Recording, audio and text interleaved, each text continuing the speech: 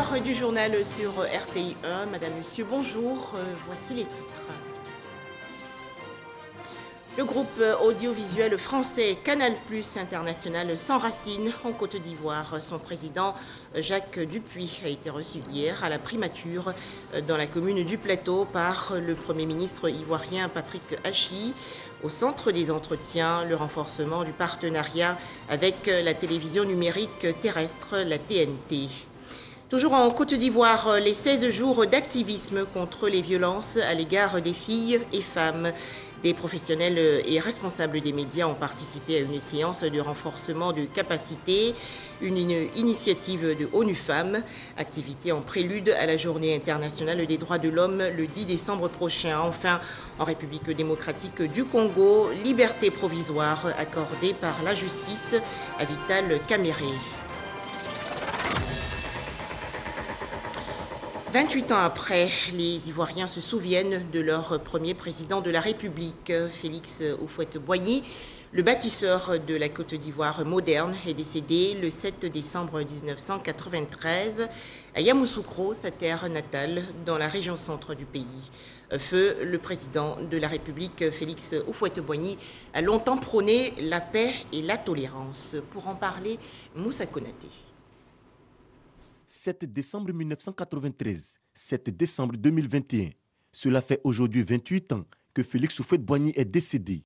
Homme d'État, acteur politique et père de l'indépendance de la Côte d'Ivoire, Félix Houphouët-Boigny fut premier président de la République de 1960 jusqu'à son décès. Surnommé le Sage, il est l'acteur clé du développement de l'économie ivoirienne, plus précisément dans le secteur agricole. Ce qui avait donné lieu à l'expression de miracle ivoirien. Né en 1905 à Ngokro, Félix Houphouët-Boigny, aussi appelé père de la nation, fut chef traditionnel, médecin, planteur et dirigeant syndical. Il fut également député et membre du gouvernement français, puis président de l'Assemblée nationale et premier ministre avant d'accéder à la magistrature suprême. Il était reconnu comme un partisan de non-violence et de paix, avec de nombreuses citations, entre autres. Le dialogue est l'arme des forts. J'ai la haine de la haine et je désapprouve toute violence dans les rapports entre les hommes. Je vous l'ai lancé dans les titres. Le groupe audiovisuel français Canal+ International veut renforcer son assise en Côte d'Ivoire. Son président, Jacques Dupuy, a été reçu hier par le Premier ministre ivoirien Patrick Achi. Leurs entretiens se sont déroulés à la primature dans la commune du Plateau. Les précisions de Sidonie Davila. Canal+, chaîne de télévision internationale privée, à la primature. Son président Jacques Dupuy a abordé avec le Premier ministre Patrick Achi les problèmes de fond, comme celui du cadre réglementaire et institutionnel. On a abordé principalement deux grands sujets. Un premier sujet qui concerne nos investissements en technologie. On est déjà partenaire de la TNT depuis quelques années ici en Côte d'Ivoire. Donc on souhaite continuer à se développer sur cette plateforme. Donc c'était le premier sujet. Nos chaînes sont de plus en plus africaines, elles s'enracinent de plus en plus dans des contenus locaux. On a discuté également des besoins de formation sur les métiers techniques de la production de contenu, qui est certainement l'axe de développement où nous, Canal+, pouvons essayer d'apporter de l'expertise, mais on a besoin d'un cadre institutionnel, on a besoin de support des autorités, pour que ça soit plus efficace, que c'est plus de dimensions. C'est en compagnie des ministres de l'économie numérique, de la culture et de la communication que le Premier ministre Patrick Achi a salué l'engagement de cette chaîne en Côte d'Ivoire. Le Premier ministre a assuré le groupe de l'accompagnement de l'État. Il a tenu à préciser que nous sommes un État qui est dans l'accompagnement, avec notamment la définition de tout le cadre réglementaire et institutionnel qui permet aux opérateurs de pouvoir s'exprimer. Il n'a pas caché la très forte ambition de la Côte d'Ivoire d'aller très vite et très loin.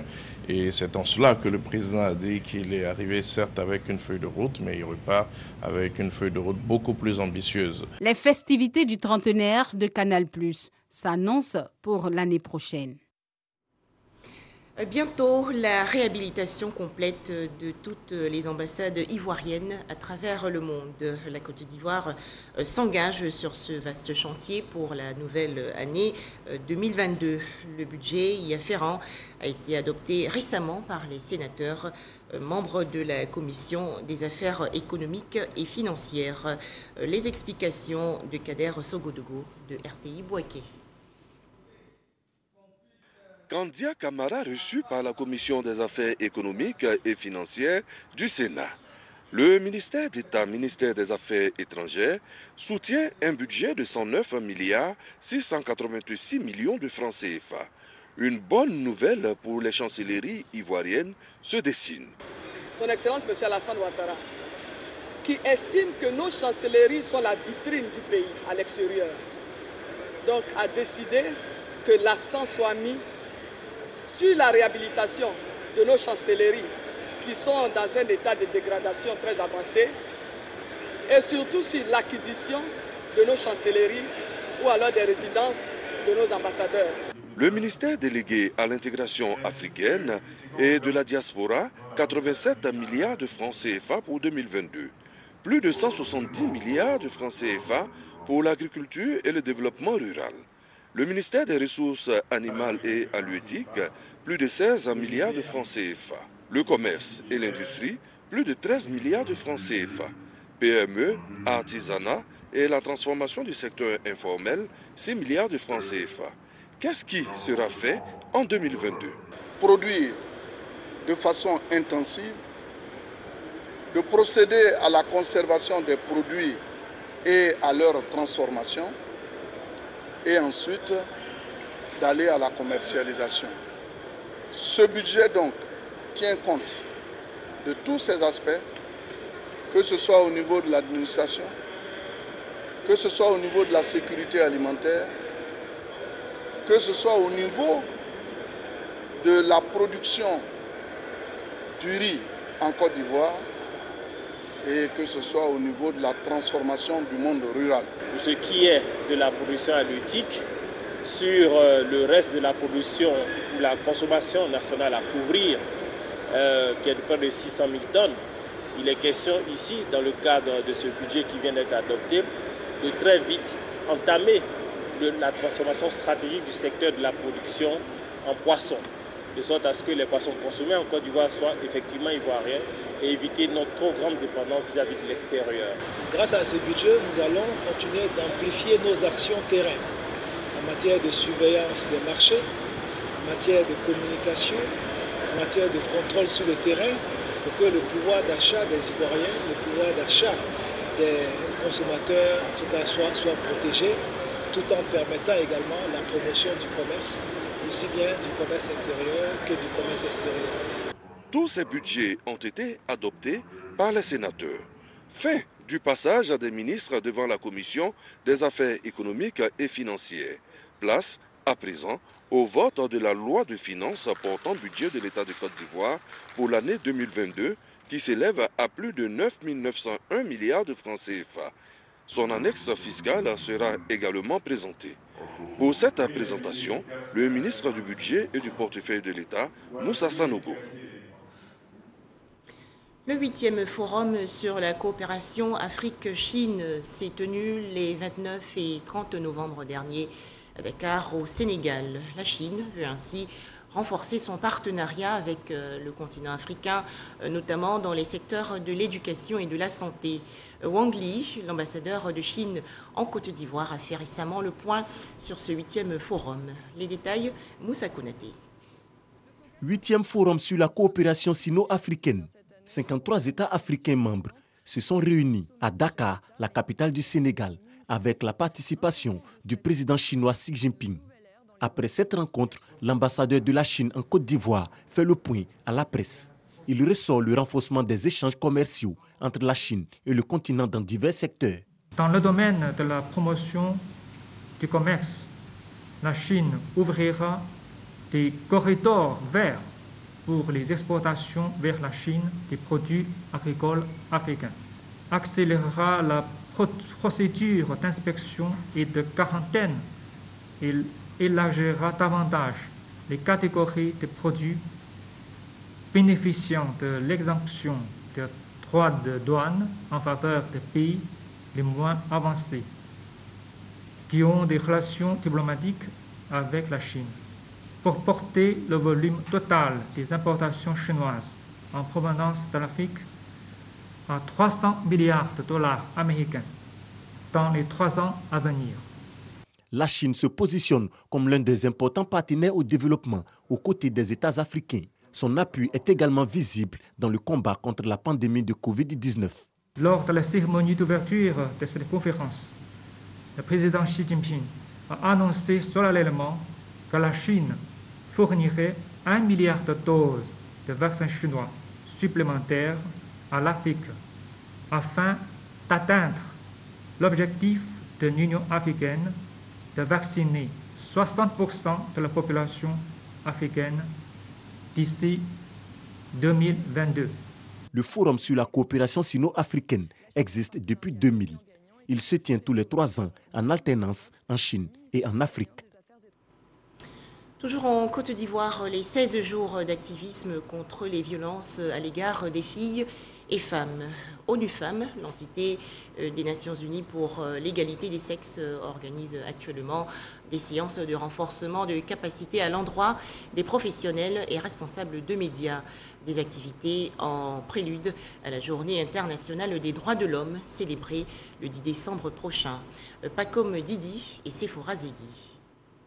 Professionnels et responsables des médias en ligne, presse écrite, radio et télévision, formés sur la question des violences basées sur le genre. C'est un problème important qu'il faut oser aborder dans nos différentes rédactions.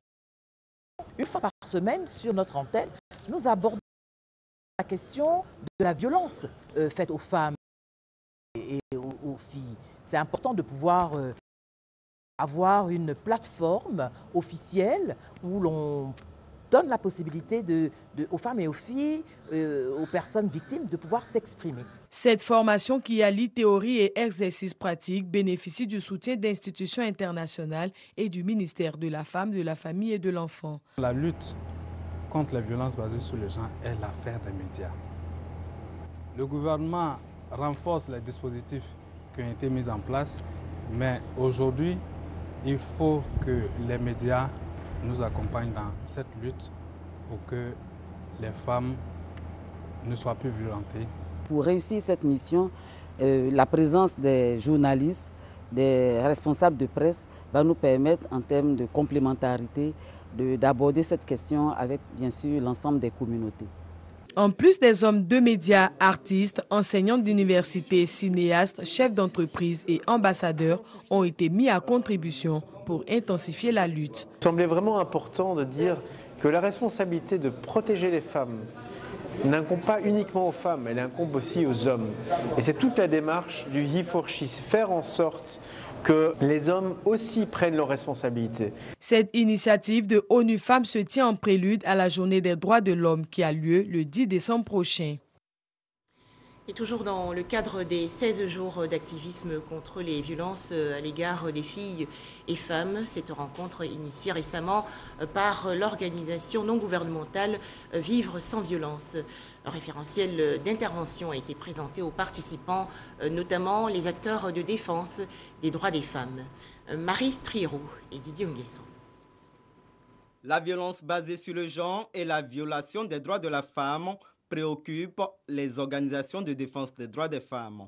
Pour combattre les VBG, l'ONG Vivre sans violence met à la disposition des acteurs en charge de la lutte le référentiel d'intervention qui permettra de mieux les outiller dans la prise en charge des victimes. Le référentiel était très important parce que nous n'avons pas encore une coordination des actions de prise en charge des victimes. Pour accueillir ces victimes-là, connaître toutes les informations pour les informer et les orienter. L'organisation récuse la banalisation de la violence faite aux femmes et s'inscrit ainsi dans la droite ligne des institutions nationales et internationales. La question liée aux violences faites aux femmes n'est plus une question liée à une seule personne. C'est toute la société qui est impactée parce que la femme représente plus de 60% de la population et quand elle est impactée en termes psychologiques, en termes matériels, elle ne peut plus produire. Et de notre point de vue, il est important que nous puissions alerter tout le système d'accompagnement pour qu'elle puisse donner le meilleur d'elle-même. Au-delà du constat de l'existence de la violence, il faut savoir comment prendre en charge les victimes.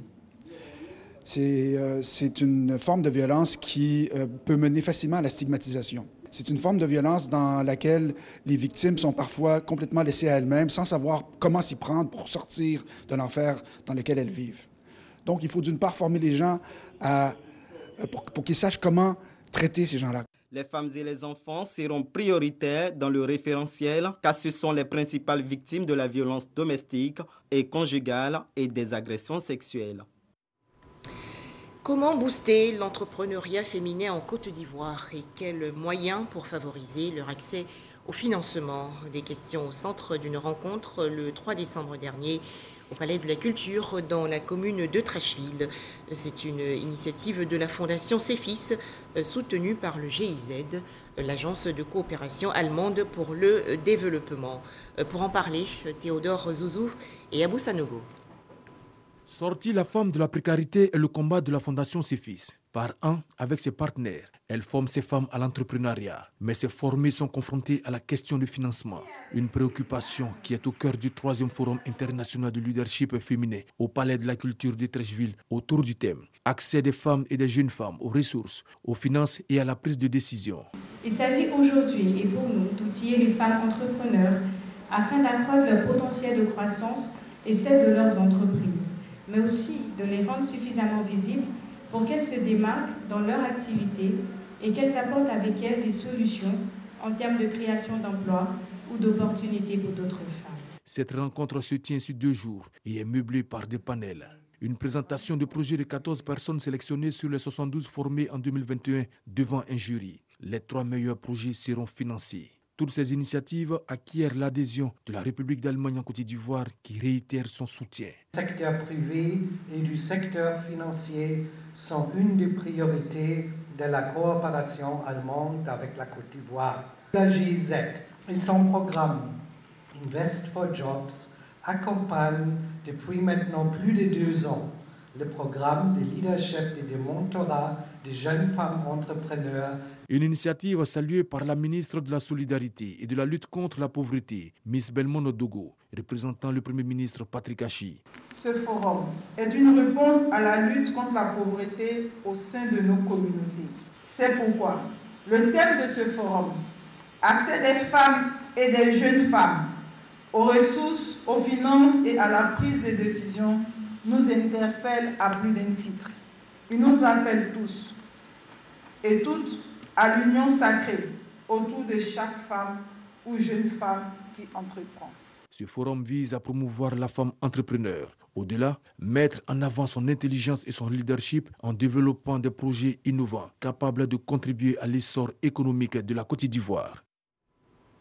Toujours en Côte d'Ivoire, bientôt des séances de formation à l'endroit des petites et moyennes entreprises. Annonce faite il y a quelques jours par la Confédération des PME-PMI lors d'une conférence de presse.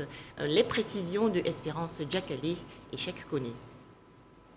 La caravane de sensibilisation et de formation des artisans et des travailleurs du secteur informel se tiendra du 15 décembre 2021 au mois de mai prochain. Cette caravane a pour but d'informer les PME, les artisans et les acteurs du secteur informel des nouvelles lois qui ont été adoptées. Elle portera sur les avantages du statut de l'entrepreneur et du régime des travailleurs indépendants. La caravane annonce la tenue du forum, qui est le forum d'innovation des technologies de construction, du bâtiment et des travaux publics. À l'heure de la digitalisation, la caravane va à l'intérieur du pays pour expliquer les nouvelles lois qui ont été votées et qui sont à l'avantage des PME, des artisans et du secteur informel. Elle aura pour charge d'informer les PME, les entrepreneurs, les artisans et le secteur informel des nouvelles lois aujourd'hui qui ont été adoptées pour l'an 2022. La caravane de sensibilisation annonce la tenue prochaine du Forum d'innovation des technologies de construction du bâtiment et des travaux publics à l'ère de la digitalisation. Un centre d'expertise laitière bientôt implanté en Côte d'Ivoire. Le pays a signé récemment une convention pour la mise en place de cette structure. Objectif, améliorer les revenus et conditions de vie des populations qui vivent de l'élevage bovin et de la production laitière. Espérance Diakale et Cheikh Koné. La production de lait en Côte d'Ivoire est estimée à 34 000 tonnes en 2019 pour une consommation de 240 000 tonnes. En clair, la demande en lait et produits laitiers est plus élevée que la production locale. C'est pour résoudre ce déficit que le ministère des Ressources animales et halieutiques a élaboré le plan national d'action de développement de la chaîne de valeur du lait. Nous sommes disposés non seulement à partager nos connaissances, mais à œuvrer avec vos services pour améliorer les revenus et les conditions de vie des éleveurs et les communautés qui vivent de l'élevage bovin et de la production laitière. La mise en œuvre de ce plan d'action aboutira à des résultats tels que l'augmentation de 25% de la production locale.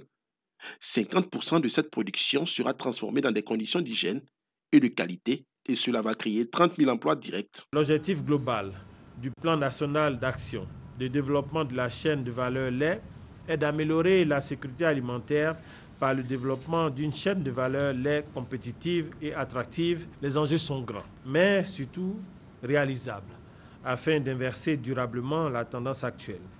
La Côte d'Ivoire doit jouer sa partition et accroître progressivement sa contribution aux échanges régionaux de produits laitiers.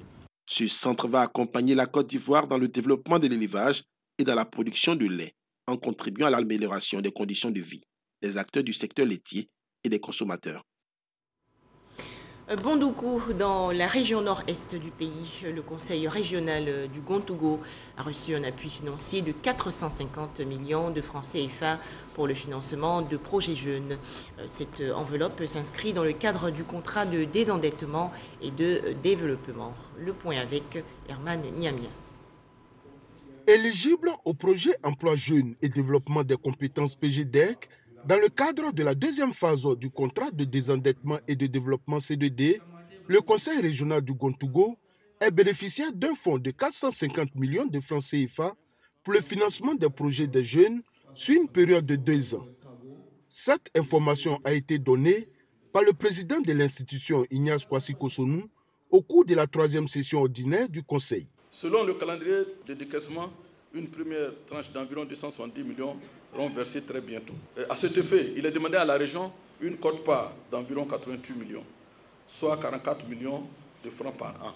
Outre ce financement qui va contribuer à sortir des milliers de jeunes de la pauvreté, le Conseil régional du Gontougo a aussi octroyé la somme de 60 millions de francs CFA à 14 organisations de la société civile dans le cadre du projet d'appui au développement économique et écologique des territoires ruraux et côtiers pour la réalisation des activités génératrices de revenus et de renforcement de la cohésion sociale. Quant au budget primitif de l'exercice 2022, il a été adopté par l'ensemble des conseils régionaux. Il s'équilibre en recettes et en dépenses à la somme de 2 166 736 000 francs CFA. Présent à cette session du Conseil, le président élu du Conseil régional du Gontougo, le ministre d'État Kobina Kwasi Adjoumani, a félicité toute l'équipe pour le travail qu'elle abat pour le bien-être des populations du Gontougo. Ce budget-là, quand je vois les réalisations que vous avez faites, je me dis que vous savez l'utiliser. Et je voudrais vous dire merci. Terminant ce propos, le ministre d'État a lancé un appel à l'union et à l'entente des fils et filles du Gontougo afin d'aider le président de la République Alassane Ouattara dans son vœu de faire de la Côte d'Ivoire un pays uni et rassemblé. Une école maternelle, un centre de santé, un foyer de jeunes et une station de radio pour Tioro, localité située dans la région nord du pays. C'est un don de la mairie et de ses partenaires. Coût des travaux de construction, plus de 80 millions de francs CFA. Le point dans ce reportage de Ami Sissoko. Une école maternelle dénommée Amadou Gonkulibali et un foyer des jeunes dans le village de Nawalaka. La réhabilitation du foyer des jeunes et l'ouverture d'une radio à Tioro. L'ouverture également d'un centre de santé entièrement équipé dans le village de Katia. Ce sont les dons de la mairie du Tioro, chef-lieu de sous-préfecture, situé à une dizaine de kilomètres de Korogo. Des infrastructures pour améliorer les conditions de vie des bénéficiaires. Selon le premier magistrat de la commune de Tiro et le représentant du ministre de la Communication, des médias et de la francophonie, Amadou Coulibaly, parrain de la cérémonie, ces dons s'inscrivent dans la droite ligne de la politique de développement de proximité prônée par le chef de l'État, Alassane Ouattara. Je voudrais remercier tous nos parents de Nawalaka pour tout le soutien à nous apporter et conseiller à nos mamans d'accepter de laisser venir leurs enfants à la maternelle. Ce n'est qu'en les scolarisant si jeunes que nous allons espérer demain. Ici, il y a une belle cité qu'on appelle Turo, avec de grandes potentialités, avec des cadres qui sont au service de leur communauté, avec des populations qui sont résolument engagées dans le développement de leur localité. Et le ministre nous a demandé de dire merci pour ce grand ouvrage. Coût de réalisation de toutes ces infrastructures, plus de 80 millions de francs CFA, fruit du partenariat entre l'équipe municipale et ses partenaires. Pour notre santé et pour protéger celle des autres, respectons les gestes barrières et surtout faisons-nous vacciner contre le coronavirus.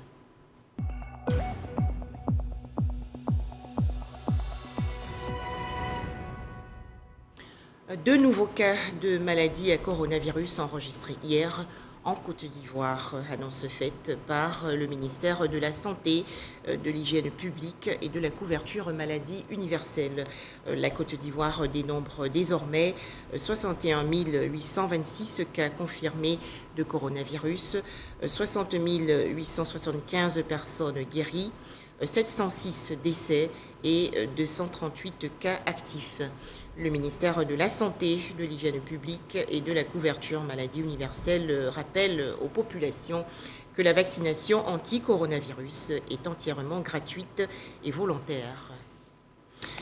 En Côte d'Ivoire, une caravane dénommée « Zéro consommation d'alcool » par les mineurs et élèves. Cette activité a également présenté les résultats d'une enquête menée dans 15 localités. Noël Dagnogo et Issaïo. La représentation massive de l'alcool dans nos sociétés et les habitudes de consommation de plus en plus excessives posent un véritable problème de santé publique.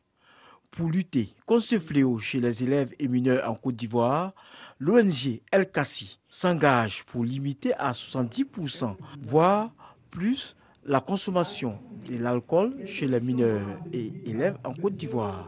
L'enquête menée par l'organisation a montré que 63,8% des élèves et mineurs ont déjà consommé une boisson alcoolisée. Nous voyons toujours des mineurs et des élèves dans les bars, dans les maquis, avoir accès à l'alcool. Il y a une loi qui interdit la vente et la consommation d'alcool par les mineurs en Côte d'Ivoire. Nous souhaiterons vraiment passer un message afin que cette loi soit appliquée pour interdire la vente et la consommation d'alcool par les mineurs en Côte d'Ivoire. Nous, les jeunes mineurs, on ne devrait pas consommer de la drogue ni de l'alcool. Chers amis, évitez l'alcool et la drogue, car ça peut ralentir notre progressivité. Le rapport des activités est présenté et remis aux différentes parties prenantes. C'est une très bonne initiative dans la mesure où nous savons déjà que ce fléau touche pratiquement la plus grande partie de nos élèves. Et donc le ministère a déjà entrepris de déblayer les alentours des établissements en vue de vraiment toucher la plus grande partie de nos élèves qui sont aussi les enfants de la Côte d'Ivoire. Nous avons relevé que la moyenne est d'au-delà de 50% des mineurs qui s'adonnent donc à la boisson avec des pics allant jusqu'à 82% dans la commune de Yopougon. C'est inquiétant. Face à cela, il est important que nous, parents, à tous les niveaux, nous soyons donc encore plus alertés et sensibilisés sur les mesures à prendre, en tout cas pour éradiquer cela. Le représentant du ministre de la Santé explique que la diminution des réflexes, le dérèglement hormonal sont entre autres les risques sanitaires de la consommation de l'alcool chez les mineurs. L'organisation non gouvernementale étendra la caravane 2022 aux femmes enceintes, les usagers de la route, les ménages et les travailleurs. Des images à présent dans l'actualité également, la première session de la Commission nationale d'éligibilité au statut d'apatride. Les travaux se sont déroulés dans les locaux de la direction d'aide et d'assistance aux réfugiés et apatrides dans la commune de Cocody. Toujours en Côte d'Ivoire, un dialogue intercommunautaire dénommé Sous le Baobab sillonne actuellement plusieurs villes, notamment Dabou, Bonois dans la région sud et Daoukro, Béoumi et Toumoudi dans le centre. C'est une initiative de l'Union africaine pour sensibiliser les populations à la paix, à la réconciliation nationale et à la cohésion sociale. Pour mettre fin à l'actualité nationale, la célébration des 55 ans de carrière de Samir Zarour, premier plasticien ivoirien diplômé des Beaux-Arts de Paris en France. À l'occasion de cet anniversaire, l'artiste va présenter 38 tableaux de ses plus belles créations. Serge Collia. Il est le premier plasticien ivoirien boursier de l'État de Côte d'Ivoire aux Beaux-Arts de Paris. Grâce à feu le président Félix Houphouët-Boigny, le jeune artiste a fait ses armes en France de 1960 à 1967. Samir Zarour, c'est environ 55 ans d'amour, de passion et de métier. Ce riche parcours, coloré, rempli de souvenirs et de tableaux de grande valeur artistique, fait l'objet d'une exposition. Samir dévoilera son immense œuvre. Toujours à la tâche, l'homme restait mordu du pinceau. À l'époque, quand il y avait des gens qui venaient, je dessinais, ils s'asseyaient, je leur dessinais, puis je demandais aux gens, ça ressemblait à quel monsieur? Et puis on dit, ah, ça ressemble à ce monsieur-là, puis c'était vrai. Et c'est petit à petit que j'ai commencé à peindre. Et puis mon rêve, c'est d'être peintre. Je ne pensais qu'à être peintre. C'est comme celui qui rêve d'être médecin ou bien ingénieur. Moi, mon rêve, qu'on me dise, je suis un artiste peintre. 38 tableaux pour retracer les grands moments d'une carrière. Samir Zarour se présente comme un spécialiste du figuratif alliant surréalisme et romantisme, un savant mélange qui sera exposé à partir du 9 décembre à Abidjan. Adama Tunkara, collectionneur d'art et médiateur de la République, présidera la cérémonie. Enfin, en image, l'actualité hors de chez nous, la République démocratique du Congo, où la Cour de cassation a accordé hier une mise en liberté provisoire à l'ancien directeur de cabinet du président Félix Tshisekedi. Vital Kamerhe avait été condamné en appel à 13 ans de prison pour des faits de corruption. Voilà, c'est la fin de ce journal. Merci de nous avoir accordé un peu de votre temps.